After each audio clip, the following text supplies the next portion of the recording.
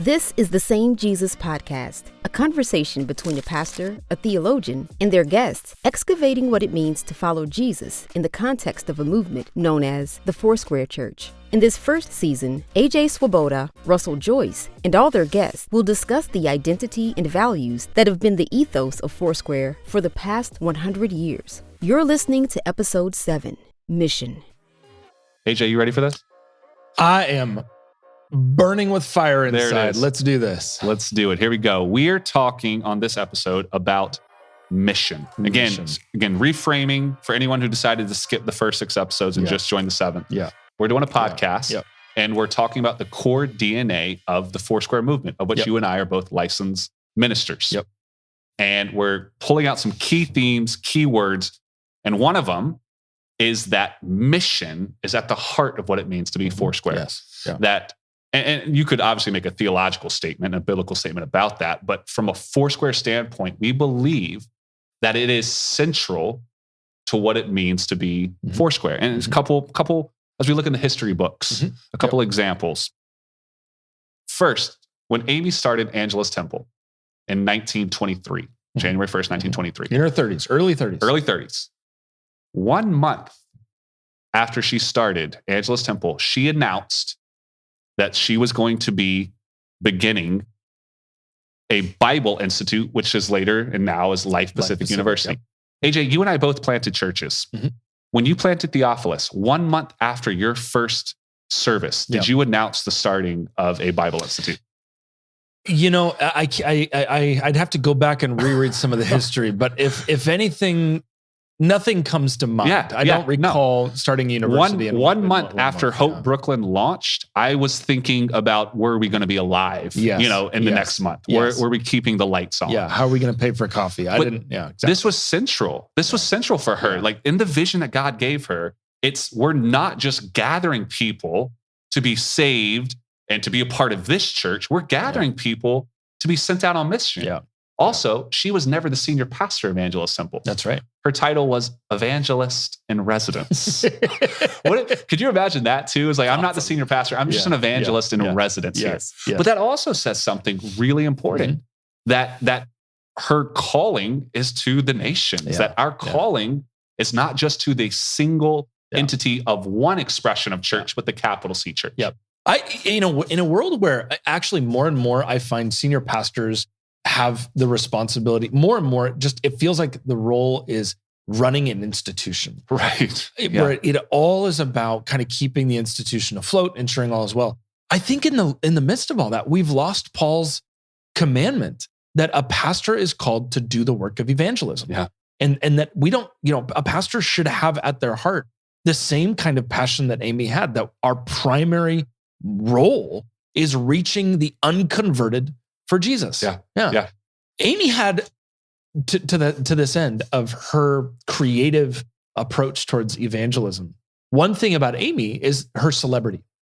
I was recently in Santa Barbara, California, speaking at a missions conference there, and I had the opportunity to connect with the senior pastor of the Santa Barbara Foursquare Church, and he was driving me down the streets of Santa Barbara and pointing out when Amy came to Santa Barbara, where the parade went. Oh, these parades were always there. Yeah, she was brilliant. Everyone would dress up. The whole city would come out. I mean, she was a modern day.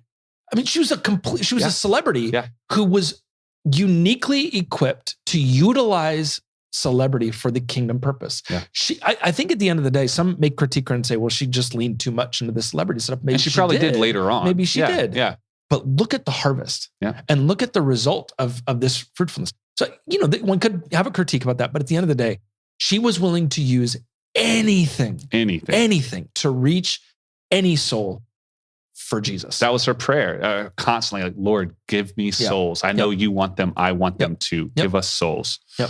All right. So as we think about mission then, all right, so let's that's a huge word. Like all these words we're talking about, there's when we talk about kingdom, that can go all sorts of directions. When we think mission, is there something that comes to mind? I have some notes, but before I even go to those, what comes to mind for you when you think mission? As a theologian, the topic missiology is the whole area of the study of mission. Missio Dei means the sending of God. Missio is a Latin word that means sending.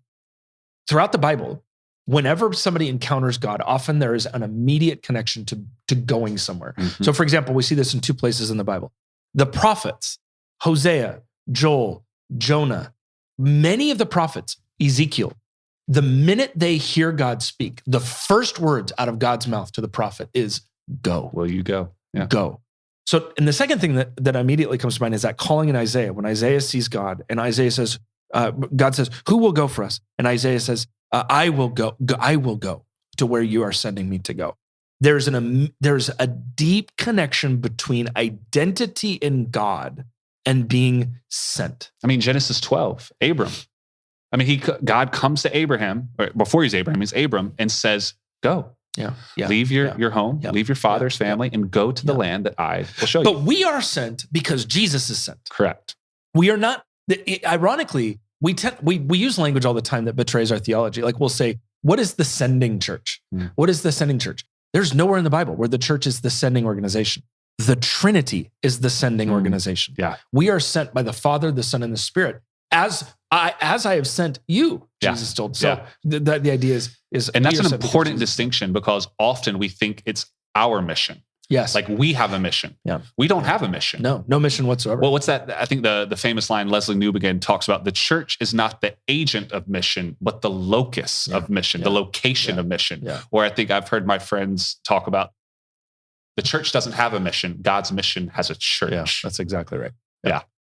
So that in essence, the entire church is sent. It's not an individual. Yep. The entire church is sent into the world. One thing we miss out on when we read the New Testament is in sort of modern English parlance, we don't have a word for y'all. If you're in the South, you have a word for y'all. We definitely have a word for that. In the South, which you would know. It is an economical word. Right. It is an efficient word. And I don't mean to marginalize you and your experience. Please do not. You know the y'all. The New Testament, second person plural, is a common verb. And often the language is, y'all are the church. Y'all are the community living out the way of Jesus. Yep. Y'all are bringing the kingdom. It is not an individual. It is all of us together, y'alling, being sent into the world together. Yeah, absolutely. When you read, by the way, when you read testimonials of people who were the first generation who heard Amy's message and believed and were sent, I probably listened to 10 of these stories, just interviews. There are a couple of them on YouTube where you can hear firsthand accounts of people that were in the room when their parents got called by God to go start a church. You get this general sense that these were people who were, for all intents and purposes, nobody's in their world. Yeah. I mean, we're talking janitors. Yeah. We're talking about first grade teachers. We're talking about stay-at-home moms who heard Amy preached and immediately upon hearing this message, felt God's call to get on a train and go start a church. Yeah. I mean, you could go through every single Foursquare national church from England to Zimbabwe. And every single one of those nations has some account of somebody who heard and went. In fact, the first Portland Foursquare church was on Peacock Lane, which in Portland is where the lights are at. There was a home group that got together every week and listened to Amy on the radio. Wow. And they started a church in their living room, what you and I call Portland Foursquare. Wow. So this idea is everybody heard and experienced some sort of call. Totally. By encountering this gospel. And there are some theologians and historians that will say that's one of the reasons why Foursquare has exploded so quickly. I think I mentioned it in another episode. I know we've done a lot of these episodes, but there's a book called New Testament Fire in the Philippines that looks at Foursquare as one of the fastest growing movements without any missionaries. No missionaries. Or very few, I should say. Very few. In proportion to the size. Exactly. And the reason being is because everyone is on mission. Yes. Every man, woman, and child taking the whole gospel to the whole world. And you see that. I mean, Amy has a famous line, especially during the Depression, I think is when she said this. She said, "You're not saved to sit in the pews on a Sunday morning and hear a good sermon. You're saved to serve." And she expected that. So during the Depression efforts, she expected the whole temple to be joining in some way to bring the gifts and the characteristics and the strengths that you have for the good of the gospel going forth. Yeah. The this book written by a guy named Roland Allen. He's a missionary who spent years studying missionary movements. What is it about a missionary movement that works? And he wrote a little book called St. Paul's Missionary Methods, or the missionary methods, St. Paul's or ours? It's a question mark. And he did the study of what is it that makes a mission movement work. And he said, the answer is found in Paul's ministry. When you go back to Paul and approaching the way that he thought about mission, he'd go to a church, or he'd go to a city, he'd go to a synagogue, he'd go to the town hall, he'd preach. People could stone him, try to kill him. He would preach. Typical day. Classic, that's Tuesday for Paul. Tuesday. And a church would start. And then Paul would do something absolutely scandalous. He would leave. He was the worst pastor ever. He would go and start a church. Evangelist in residence. Exactly. He would start it and immediately leave. And Roland Allen's argument is this. He argued that Paul figured out that had he stayed too long, people would have trusted more in him than in the Holy Spirit. Yeah. And when you look he says that in scripture. So when Amy dies, people say, when Amy dies, your movement's going to die because you're just Amy. Yeah. When the opposite happens, Amy dies and actually the church explodes because it was, yes, she was a celebrity and yes, she was at the heart of the movement, but it wasn't based on her. Yeah. So in a way, she got out of the way and the thing exploded. How could that not be attributed to the work of the Holy Spirit? Absolutely. I personally hope that's something, and this is a little bit broader than just Foursquare, but obviously one of the ills, I think, of the modern church is the cult of celebrity and the way that so many churches can be personality driven and therefore not built on Jesus. And I think that's something we saw during COVID is when crisis hit, people left, people disappeared.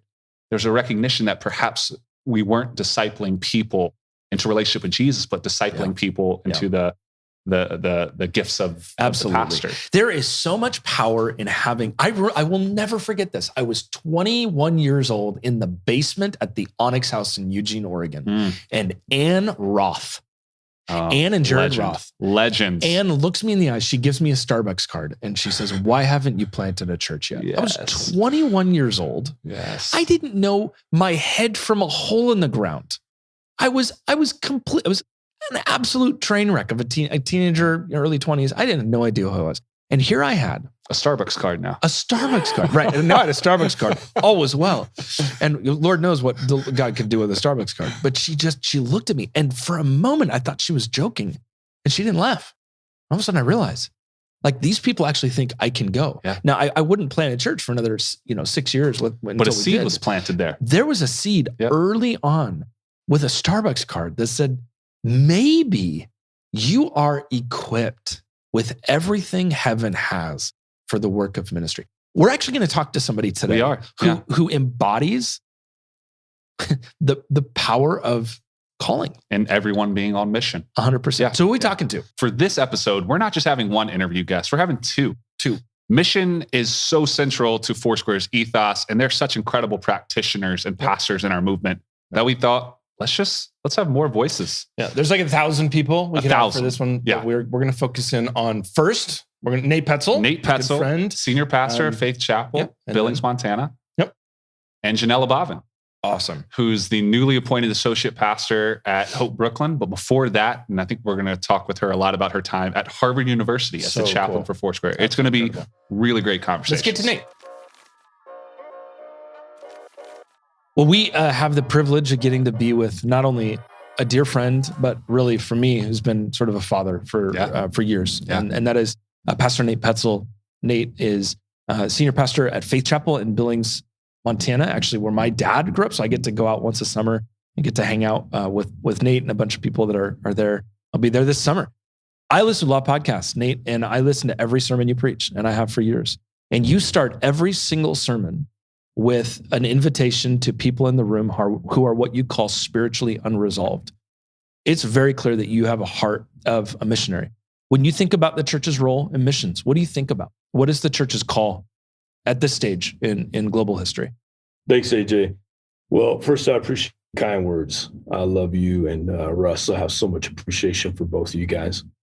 So yeah, the church's call. I spent a lot of years, too many, trying to figure out a perfect mission statement. there churches have all kinds of mission statements. And I don't know, a few years back, I just realized our mission is just compelling and clear.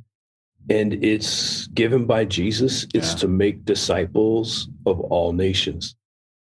And so, unfortunately, I don't know if I specifically did this or it was just part of how I grew up, but I somehow bifurcated and divided up. There's a difference between conversion and discipleship. So I try to get people to convert, and then hopefully they'd be really serious, and then they become disciples. But I had a two-stage model in my mind. And when I finally, some years ago, thought, I think that's just a completely erroneous concept, then it became, okay, our job is to make disciples. And disciple, I even think in the Great Commission, it's fairly well defined. Teaching them to obey everything I have commanded. And so that really is our mission, is how can we teach people to obey? So not just teach, because there's another error that I've had in discipleship, is we just teach information. Right. But Jesus says, I want you to teach them to obey everything I have commanded. So that's a really different concept of discipleship, is I'm teaching towards obedience. Yes. What are the hindrances in people's obedience to actually living like Jesus? So that's our overall concept. And when we live in a place like Billings, we are a fairly homogenous group of people here, except for we have a very distinct native population. And then trying to be a global church in the midst, like if you looked at a map of the continent of North America, we're kind of like right in the middle of it. And so how can you be a global church, and how can you be a church that reaches people that are different than you and make disciples of all nations in this context? So that's what we're working through. Go ahead. Well, one of the things we've talked about with Foursquare in our DNA is that everyone is on mission. Everyone is called to be on mission. It's not just for the professional pastors. You lead a fairly large church in Billings. How have you discipled your congregation to embrace this ethos that we are all on mission in our lives? Yeah, Russell, that's like no easy task. I think it's something we're constantly trying to figure out. So there's a theological concept that we're trying to just constantly reinforce, is the priesthood of all believers. And so part of that is, I don't know how many years I've been doing this, but I dismiss every service. Now go and be the hands and feet and mouthpiece of Jesus. And that's how I want to end every one of our public services, helping people to realize that ministry starts now, the minute you leave the room. And I know everybody's conceptually familiar with that, but then actually doing that throughout the week, that's the real challenge. So the priesthood of all believers, I try to purposefully underplay just the emphasis that we put on clergy. I remind people constantly that Ephesians tells me that my job is to prepare God's people for acts of service, which he's ordained in advance for them to do. And I think if people are going to obey Jesus, if we go back to the Great Commission, part of it is we have to identify what are the obstacles that keep people from obeying Jesus. And if I can remove those obstacles, then they start to obey Jesus. And it's Jesus telling them to tell their neighborhood who he is, not me telling them. And so the more I can get somebody connected with the person of Jesus, help them find health, I think the more they engage in the mission of Jesus. When you think, Nate, about, so there's on one level, right, thinking about your congregation that you lead and helping disciple people to be missionaries, that's part of your task. But you are also a missionary. And when you think about like living in your neighborhood, what does being a missionary look like for you on the ground? When you're driving into your home and you're thinking about your neighbors that live right next to you, what do you think about in terms of your role as a missionary where you live? Oh, that's such a great question. And man, AJ, it is so easy. I've been pastoring churches for about 30 years now, and I am constantly with other Christians, and I love Christians. But if I don't model this myself, if I am not engaged with people who are, we call it spiritually unresolved, as you referred, I find people are more open to, if you call them, hey, we're saved and you're not saved.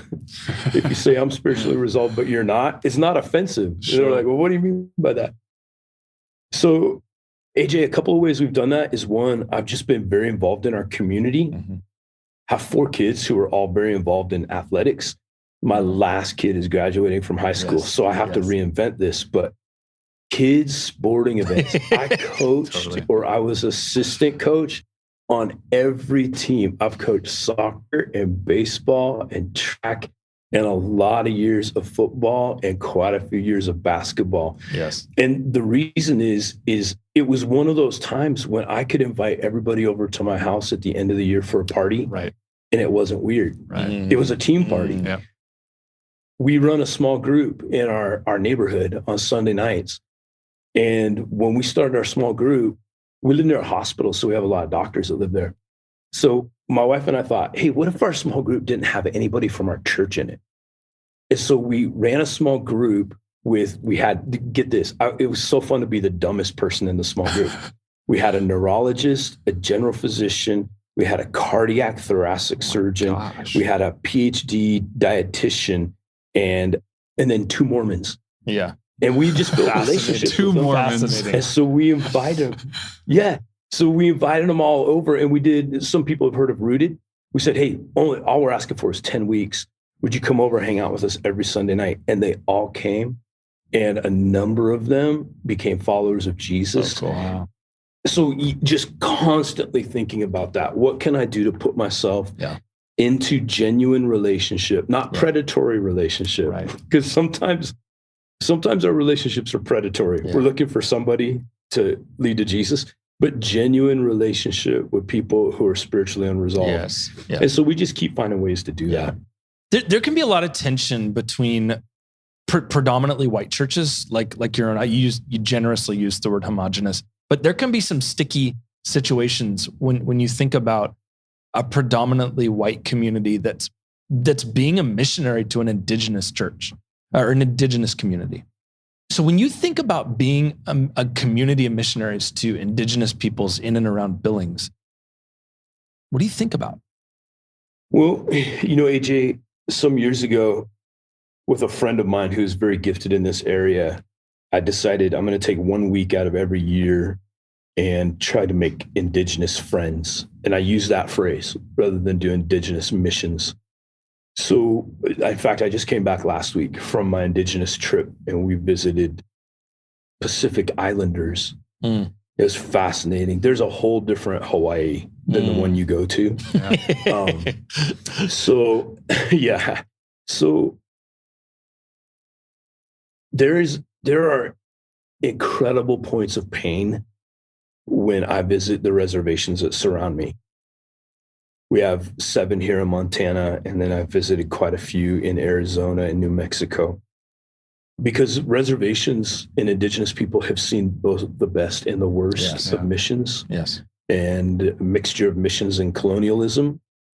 And so oftentimes I come in as a servant. I know some people might struggle with this, but after 7 years of just, you always bring gifts. There's just cultural things you work. So even if I go to the reservation that's 45 minutes from me, I have to bring gifts for the elders. They just sit and talk. And it took probably, 3 years before there was enough trust to let me in their homes. And then we just talk, and then I serve.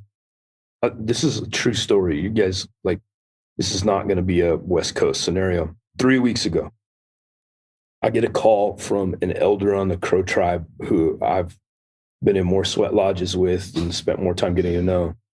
And he called me on a Tuesday night, and he said, hey, I need you tomorrow. And I said, well, what do you need me for? He goes, I need you to be a skinner. I'm like, well, what does that mean? He said, we're going on an indigenous bison hunt, and I need people to come skin the meat. Unbelievable. And I was like, okay. So I canceled everything. And the real life, go just outside of Yellowstone Park, and my Crow friends harvest 6 bison. And I spend the next 6 hours skinning bison carcasses and hauling out the pieces. But that's the type of things you need to do. And this guy's name is Less Enemy Hunter.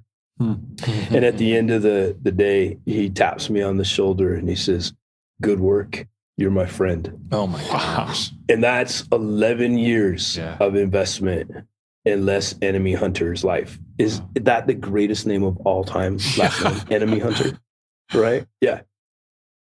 And so that's just the type of stuff we do. We have a native discipleship program here where we've had 17 tribes represented, and we just bring young people from 18 to 26, and they spend 18 months off the reservation. And it's a really holistic program from health, exercise, cooking, job training, spirituality, on and on.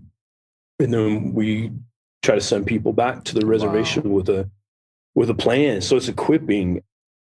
One of the things we've done right now is there's a little town inside of the Crow Reservation. It's called Lodge Grass. The Lodge Grass is incredibly unique because it is an incorporated city in the midst of a reservation. Mm-hmm. And so the Bureau of Indian Affairs has no authority. The sheriff has no authority. Wow. And so it's a little city of about 600 people that if you're a criminal, you just know, go to Lodge Grass, because nobody there has authority to arrest you. So we have the mayor of Lodge Grass is a graduate of One Heart Warrior Discipleship School, the head football coach, the varsity basketball coach, and 2 other young people. And so just trying to, and this week, actually, there's nothing left in that little town. So this week I have a missions team here, and they're rebuilding. We bought an old food truck, and there's just a trailer, and they're going to run a coffee shop and a barber shop. That was what my Crow friends in Lodge Grass said. We need somebody who can cut our hair, and we need a place where we can get a cup of coffee.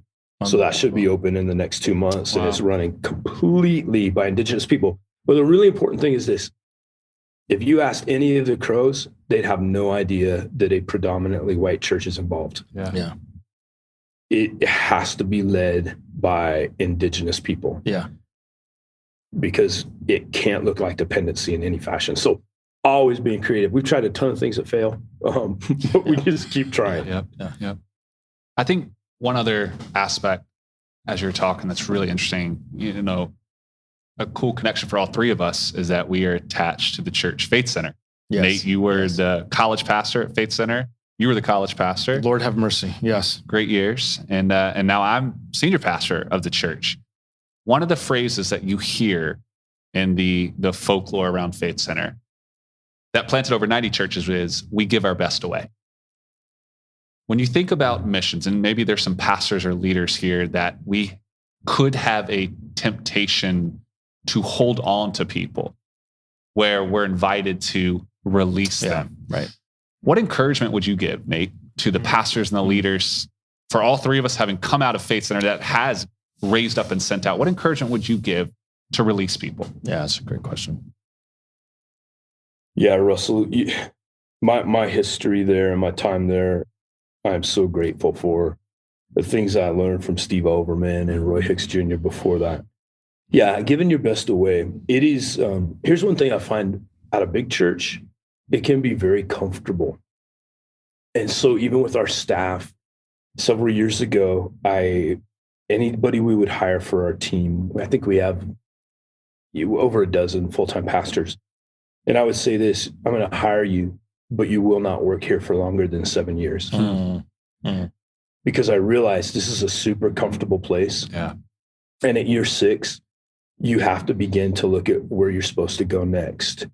And we'll create partnerships to help you bridge the gap, whatever it is. So our small group pastors, they are doing such a good job. And I do not want them to leave, but they're coming up on their 7th anniversary. And so we're having these brutal conversations. And I keep saying, well, maybe in my mind, I'm saying, maybe we should make an exception. They're like, no, they got to go. They have to go, because otherwise we'll form a habit of just keeping our best and holding on to them. So I think that's really essential. But you just have to be intentional, and you have to be ready for the trauma it creates for the sending church. It just is a little traumatizing. Whoever I hire to replace these guys, they're not going to be as good. Nate, why is it that there are churches, and this will be my last question. There are churches that seem to be really on fire with mission, and there are some that just sort of become ingrown, kind of they lose touch with the world, as it were. What would you say to a church that's struggling to be missional? How do you begin to move towards the mission of Jesus? What's a first step? Yeah. Well, A.J., I don't feel like an expert on that, but just this past week, we did a welcome to the church orientation. And one of the things I go through with anybody who's considering making Faith Chapel their home is I say, you have to understand that we care about people outside of the walls of this church as much as we care about people inside of the walls of this church. Yeah. And so if that's really true, it's reflected in your budget and it's reflected in your time. And so being passionate, I think the challenge is you can just, following Jesus is beautiful, right? And you can just get in this rut of, hey, we're making disciples, we're helping the people of the church. And so one of the things I tell myself all the time, AJ, is this, that everybody in this church has a representation. They have a voice. So if you're a retiree, you've got people in this church to represent you. If you're a child, if you're a high schooler, if you're a middle-aged adult, the only person that doesn't have a voice in this church are the people that don't come to this church. And so humbly for me, I would say this, I feel like it is my job to be the voice of the unsaved or the spiritually unresolved in this church. And so I am constantly forcing this way of thinking, and I'm asking this question to our pastoral team all the time. Okay, what would you think if you were not a follower of Jesus or you had horrific church experiences or you're not agnostic? What would you think about this event we're planning? Yeah. So we just finished Easter. Like, I sit down with our team and I am the one who's responsible. I don't think anybody else is, for saying, okay, how is the spiritually unresolved person? Are they going to understand what is happening? So our phrase is this. I mean, some people would call a model like ours, in former years, they would call it seeker sensitive. We just call it this. We call it comprehensible. So we're just trying to be comprehensible. Because the incarnation didn't stop, and everybody understood what Jesus was saying. They may not agree with him, but we create separate subcultures within Christianity where nobody has any idea what we're talking Gnostics. About. And so, so can we make this comprehensible? Whether or not you agree with me is a whole different question. But do you understand this text? Do you understand why this matters? So our whole church is designed this way. I met with a pastor here in town a couple of years ago, and he gave me this criticism. He said, your church is an inch deep and a mile wide. And I said, part of it is, yes. But I drew an illustration. If we were on video, I'd show you. I draw an illustration of a big swimming pool. And at one end, there's a wading pool. And then at the other end, there's a diving board, and it's 12 feet deep. And I said, we are purposely creating a shallow end in the church. An area where, like, people who are scared of water can dangle their feet in the water, and you can, like, hold your margarita and still be in the pool. But we want a gravitational in a plastic cup, of course. But yes, classic. But we want the gravitational pull to be towards the deep end, which would be fully submerged discipleship. And you can have both as long as you're comprehensible. You can have mature believers, and you can have people. Here's an example. Like, I think most people practice, I call it strategic consumerism. So if I go to a restaurant, I try to go to the same restaurant and get to know the wait staff. I had this is like 2 months ago. I had this waitress come up to me, and I met her at the restaurant. She started coming to our church. She's a single mom. And after 6 months of coming to church, she'd never been to church in her life before. She came up to me and she said, will you pray for me? I said, I would love to pray for you. It'd be such an honor. I said, how do you want me to pray? And she looks me in the eyes and she says this, my boyfriend and I are trying to conceive a baby and it's not working. So we want you to pray for us to conceive a baby. Here's what I love about that. She has no embarrassment or shame asking her pastor to pray for her to get pregnant out of wedlock.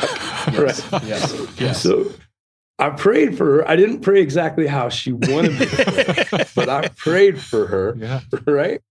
Is why? Because she's in the shallow end, but she understands what's happening. And my hope is that one day she's in the deep end.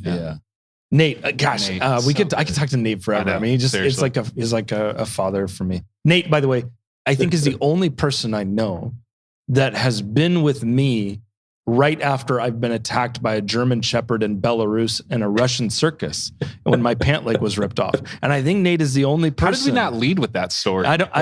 There's some details we're going to leave out. But let's just say that Nate was a Barnabas in that moment to me, a real encourager as he helped me through these. I just laughed. Deep, You just dark got bit by a dog in Belarus. Yes. Nate, thank you for being a friend Thank you, Nate. and being the kind of leader that you are. Yeah. And Foursquare's lucky to have you, and we're lucky to know you.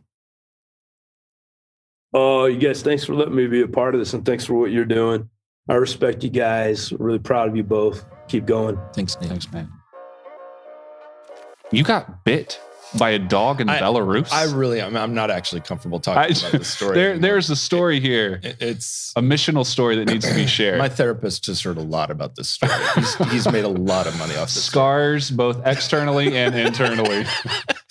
But Nate was there, and it actually was a really. Oh my gosh! So I guess the lesson is don't go to an abandoned circus in the middle of Belarus. There you go. That's the lesson. These are the chapters and missional book titles right here. Yeah. I can just see the book title. Yeah. Good Don't go to a Belarusian circus. Let's. How about we get to Janelle? Yeah. Let's continue the conversation on mission with Janelle. All right, we are joined by Janelle Ibaven, the newly appointed associate pastor at Hope Brooklyn in Brooklyn, New York. But before that, wait, what church are you from, Russell? What church did you plant? It's a lot of themes and threads coming together right now. And my heart is warmed. And before that was in Cambridge, Massachusetts at Harvard University as a chaplain. Is that correct? Yes. And technically still kind of doing both until my successor is installed. But yes, at Harvard for 6 years. Yeah. Wow. Yeah. And has graciously said she'd come on the podcast to help us talk about mission. Because obviously, I mean, if you're going to go to the heathens of Harvard, you're in. You're committed. You are committed to the mission of God. Thank you so much for being here, Janelle. And why don't, just to kick us off, would you just share a little bit about how you discerned even your call to Harvard and what that looked like and sort of answering the call of God to go to the mission field in this way? How did that even transpire? Sure. I was in a rural community on Whidbey Island, Washington for 10 years and never thought or aspired to come east, let alone had a thought about an Ivy League school named Harvard University until I decided to church plant and went back to my hometown of Los Angeles with a group of college students. And we started hosting a community over by UCLA. And 4 years into that, and that's a whole other story in and of itself, but I would go back to Whidbey Island once a year because they were my sending church, and Russell and Anna Schlecht, who were the founders of the chaplaincy at Harvard and of Grace Street Church, were the pastors there at the time. And I served with Russ for 4 years. I was sitting in their living room and I asked Russ, I'm like, hey, how's the Harvard chaplaincy going? And he said, it's not. We're actually in probation right now because we don't have a chaplain. And I said, Russell, that's wild. How can that be? Let's think of someone to send to Harvard. And then Anna, holding Evie, who had been born about 6 months prior, looks up at me and says, Janelle, have you ever been to Boston? Wow. And that was the disruption, you guys. It completely disrupted my life. And I, upon leaving that conversation, laughed. And the Lord said very sternly, do not laugh at me. And about 6 weeks later, I found myself walking the campus at Harvard University with Russ and going, is this what I'm supposed to do? Wow. And so, yeah. Unbelievable. Would you say, Janelle, I mean, in the midst of being sent by God What do you think when people say this phrase? God only gives us something that he gives us the strength to do. Is that hot garbage or what? Oh, 100%. Yeah. Yeah. And what I'm about to say right now, for those that know me, will say, don't be self-deprecating or, God can use anyone. And I'm just going to say this. The reason why Harvard wasn't in my purview was because that is not, I felt my biggest contribution in the kingdom was to be around intellectuals and to especially find myself sitting in not just in the midst of like an ecumenical space, but a pluralistic space, a space where we have an, New York Times bestselling author for atheist humanism, Greg Epstein, who happens to be one of my really close friends and colleagues. And then a Zoroastrian chaplain. I didn't even know what Zoroastrianism was, let alone that they would let an atheist be a chaplain somewhere. I didn't know that was even a thing. So, yeah. And all the excuses I gave of my qualifications, the Lord just came back with, I'm asking for your obedience. Wow. And that was, that really cut. And then I had to learn to be a missionary, unbeknownst to me. Yeah. So. Yeah. How would you, describing this heart of mission, right? Which we've said in this episode is central to Foursquare. I mean, Amy, 1 month after starting Angela's Temple, announced the start of what would be Life Pacific University, the training institute. So it's not like this was secondary. It's everyone is called to be on mission. But as you think about being called to be a missionary to Harvard, mission at the heart of the gospel, what scriptures come to mind for you? What characters come to mind that have really given you strength as you've entered into this call? The initial word that I felt God put on my heart was out of the book of Mark, when, there's a succession of interruptions that happens with Jesus when teacher, a Pharisee, comes to him and says, my daughter is sick. Will you go and heal her? And then all of a sudden, the woman with the issue interrupts that and stretches out her hand. And then he stops and acknowledges as her. And then another interruption, which is her death, right? They tell him, teacher, like, she's dead. There's nothing we can do. So he goes to her and he basically says, little girl, get up. And he tells everyone around him, give her something to eat. The Lord told me very specifically, I'll raise the dead and you'll feed them. And that was the word that's incredible. Yeah. That drove me to show up. And the Lord's like, yeah, you don't have any right and or space to be in these places that I'm calling you into, but that's my job. Your job is to be obedient and to show up. And so that was a witness to a kind of freedom that I think in a very intense, striving culture that Harvard is, people looked at that and was like, they had a lot of questions for me. Right. Let's just put it that way. Yeah. Why, Janelle, there are a lot of denominations that really struggle with mission, that don't do well with church planting. They don't do well with mission. But this has never been, our movement has all sorts of problems, but I've never, ever, ever thought, man, we struggle with being evangelistic. I mean, we are a highly, highly missional movement. As you think about Foursquare, why is that?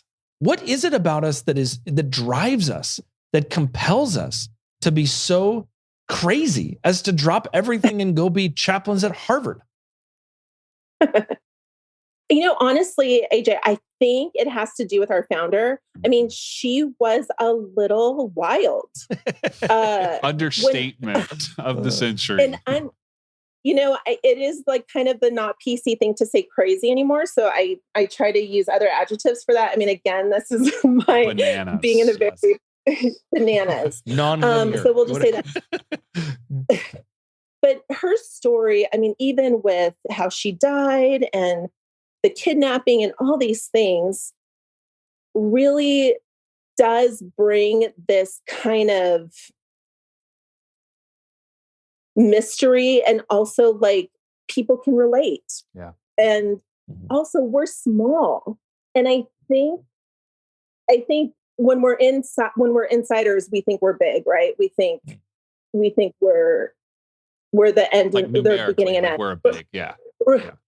Right. The first exercise I did as a Harvard chaplain was they asked us to do a timeline of when our tradition started. And so I have Lutherans in the room. I have, and so here's everyone going like hundreds of years, like to my left. And here I am putting like, 1920 something, on this timeline. And it was kind of like, I was a little bit embarrassed, but at the same time, I was just I thought it was so funny because I said, this is our secret sauce. And it's that we kind of fly under the radar. We're pretty agile in the fact that, I think even now the strides that we're taking to kind of be more fluid as a denomination, not be so centralized, be decentralized. I think all of that allows us to enter in very particular spaces that people that have to, that have been around a long time have to go through a lot of hoops. Right. And we really don't have to do that. Right. I want to go back to something that you said earlier about your call to Harvard, because there's probably a lot of people, and sort of pull some threads together. There's a lot of people listening in who perhaps would not see themselves as being on mission in their lives, right? And maybe there are other denominations that would say that, like that the missionaries is a specific vocation, or the pastors are the professional clergy. And something we see about Foursquare from the very beginning is that everyone's on mission. I think that's why we've exploded globally the way we have, is because you don't get a choice. Like we're all on mission. In your story that you shared, there was a certain trepidation to go to Harvard because you could give God all the reasons why perhaps you're like, hey, you're making the wrong choice. And yet, God sent you and you went. So like, what would you say to the people who maybe or there's something in their hearts for a group down the street, a neighbor down the street, or something burgeoning that they are feeling called something, in some way to live on mission, but they have a laundry list of reasons why they say, God, you got the wrong guy. What would you say? I think I would just say those are all ingredients to the kingdom. I mean, even if you look in Genesis 1, you see like the ingredients of creation is formlessness, void, darkness. That's brilliant. That is so good. These are just, this is how God creates something out of nothing. And in this journey for me, I'm like, God, I'm emptied. Like, I step into some of these spaces and I have no idea what they're even saying. Except sometimes. And then other times I find myself showing up at, one of the houses for undergraduates and sitting across the table from a man who is a professor at both Yale and Harvard. His wife was the president at MIT for a time. And he has this like literature club, but basically teaching undergraduates how to appreciate literature so that they can introduce the Bible in some way, shape, or form. Because, and it's very subversive. It's not anything flaunty. Right. And in that, I am so taken aback by even how those people that have, the people that I admire and I am listening to that are just so intellectually brilliant are also, God calls them into those subversive spaces. Yes. And to be obedient and to come humbly and to do the slow work of mission, because it isn't popular. It isn't with fanfare. It is a pilgrimage. Yes. Yeah. Yes. It's not a crusade. Yes. So, and that has been the most formative part for me, being a worker on a campus like Harvard. And taking people around and saying, because the tagline for the most part, for most pastors that I talk to is like, oh, that must be such a dark place. And I say, hey, like, I want to take you on campus, like, just come visit me. And when we walk around there, I go, how does it feel to you? And they're like, it doesn't feel dark. I'm like, no, because God's here and he's working and he's moving. And so I would just say, for those that feel disqualified, it's Jesus that is doing the work and has continued to do the work. And he's just asking us to partner with him in a season. And he just wants your obedience. You might never understand why or feel like you accomplished what you think you will, but that's also not my job. Also, hold on, line of the whole episode for mission. I'll raise the dead. You just feed them. You just feed them. That's incredible. And that's Amy's thing. Like for healing, she would say, I don't have any power to heal. And we don't. Jesus heals. Yeah. Jesus heals. Yeah. I thought he was going to say a different line. We disagree here. That was a great line. I love that line. I affirm the line. Okay. My favorite line was the slow work of mission. Yeah, the pilgrimage. The slow work of mission. Would you tell us a story? Just tell us one missionary story. I don't even want to know when somebody got saved. I don't want a miracle. Can you just tell us one story where you got to plant the gospel in the coolest moment? Like just, it was tiny, but God had you do that thing at that moment. Yeah. So with my atheist friend, chaplain colleague Greg, we did a partnership with so every underclassman at the college, they get put into 12 houses for their 4 years at Harvard. Harvard gets community also. And so those 350 to 400 students live together, study together, eat together for 3 years. And so we went to a dinner there, hung out with some students.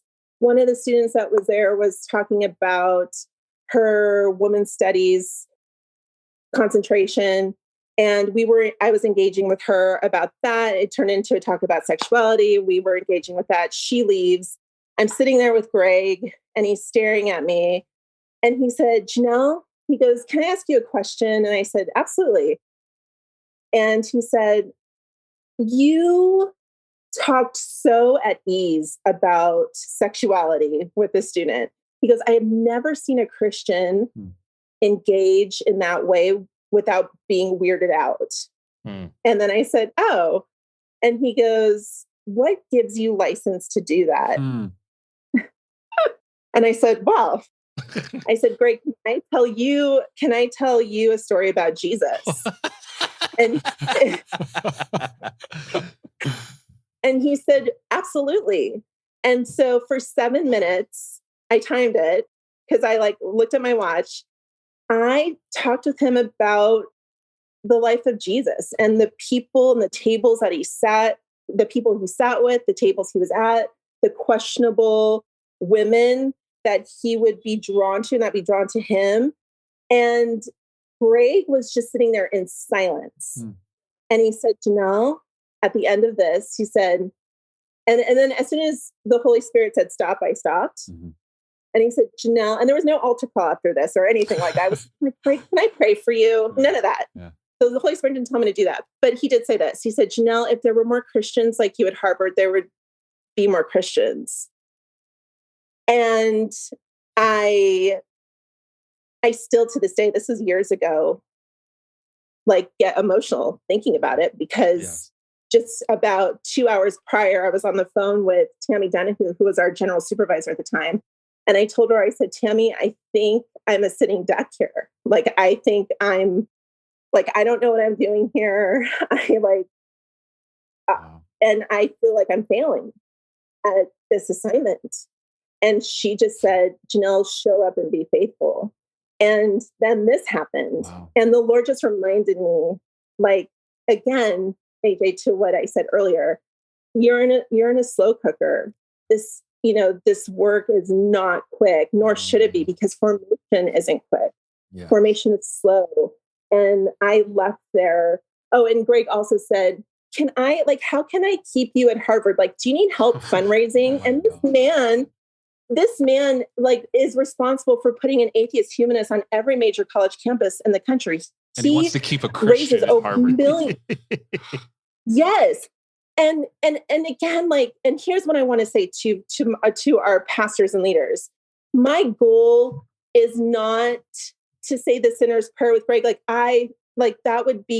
That's what I contend for. And I want Greg to follow Jesus with all my heart. But when I enter a space with him, I just like him. He's my friend. Yes. Like and when the Holy Spirit says, hey, like, say this in this moment, I obey. But my whole motivation for relationship with my colleagues isn't to get them on the Jesus team. That's not my job. Like, my job is just to be a witness and to be a friend and to love them. And that has been a surprising gift in this yes to the Lord, is that I thought I was going to go there for, playing Xbox till 2 a.m. with, college underclassmen. But really it has been to fall in love with my colleagues. Wow. Absolutely incredible. Janelle, what a gift. Thank you for your faithfulness to Jesus. Yeah. Keep going. Oh, thank you. So in 1921, Amy's magazine that she would send out to those who were interested in her work, called The Bridal Call. This is the first instance we get of the vision that would become Angela's temple. Mm-hmm. So again, the vision that God is giving her, this ecclesiological vision, this is the first moment that we hear about it. And this is what she writes. This is how she envisions Angela's temple: a great revival center to which thousands may come to find salvation, divine healing, the baptism of the Holy Spirit, encouragement, rest, refreshing, and endowment of power for service, where the prospective evangelist and worker may come for practical training and winning souls for Jesus. Wild. At the very beginning, the vision was not to build a big church. Mm-hmm. The vision was to create a movement on mission. Yeah. It's at the very beginning. Yep. And I guess my hope is, listening to Janelle, listening to Nate, even sharing some of our stories in church planting, my hope is that the same would be said of all of us. Yeah. That Foursquare would be known not as a movement that has a goal, and there's nothing wrong with having big churches, but not having a goal of growing bigger churches, but instead we would recapture our original vision to be a movement that takes the whole gospel to the whole world by every man, woman, and child. It's Genesis. The entire storyline of the Bible, this is a number of scholars have pointed out that Genesis 1 and 2 begins with the commandment, be fruitful and multiply. And it ends, Jesus' ministry ends with go into all the world and baptize and teaching them to obey. The whole storyline of the Bible is God inviting humanity to make something of the world. And to go and make something glorious of this world that God has made. Be fruitful and multiply. And the ironic thing is the most fruitful person in human history was a single guy from Nazareth. Exactly. This is not just about having kids. It is about the cultural mandate to create a world that is full of justice and mercy and goodness and love. And man, when you see at least our original impulse as a movement, that she even crafted a Bible college with the express purpose of sending people across the world. It was not just to learn a ton. No. It was to go everywhere. Absolutely. It's in our genetic makeup. I couldn't imagine Foursquare without mission. Absolutely. We wouldn't exist. No, without the conversation always being brought back to, now will you go? When will we go? May we never stop planting churches. Would we never stop raising new leaders? Would we never stop sending chaplains? You name it. Yes. It's who we are. It's who we are. And it's who we are indeed. So what are we doing next? We are actually doing our final episode of season 1. No. I know. Hold the presses. We have gotten through all of the core distinctives and DNA markers of Foursquare. There are no more. We've literally mapped out, covered it all. Every square inch of it's. This ethnographic study has really been comprehensive, transformative. Yeah. And in all truthfulness, it's been a joy. But we are coming to our last episode. Yeah. We're going to bring some threads together, share some concluding thoughts, and have a couple special guests on the episode for our final episode. Absolutely awesome. Thank you for listening. On our next episode, Russell and A.J. will wrap up the first season of the Same Jesus podcast. Join the conversation and follow along on YouTube, Apple Podcast, or Spotify today. Make sure to subscribe to our channels to stay up to date on new episode releases and resources, and we'd love for you to share this conversation with all your friends and family. Thanks. Until next time, we will continue to rest in the fact that Jesus really is the same yesterday, today, and forever.